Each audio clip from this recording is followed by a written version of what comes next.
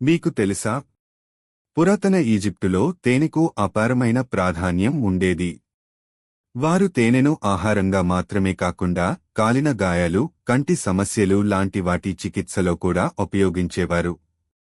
అత్యంత ఆసక్తికరమైన విషయం ఏమిటంటే, పురావస్తు శాస్త్రవేత్తలు ఈజిప్షియన్ సమాధుల్లో వేల సంవత్సరాల నాటి తేనె కుండలను కనుగొన్నారు.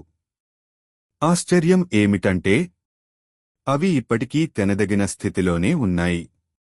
ఇంతకాలం పాడవకుండా నిల్వ ఉండటానికి కారణం దాని ప్రత్యేక లక్షణాలు.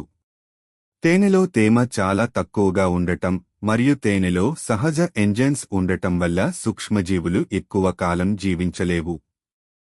అందుకే తేనెను మనిషి చరిత్రలోనే అతి దీర్ఘకాలం నిల్వ ఉండే సహజ ఆహారంగా భావిస్తున్నారు.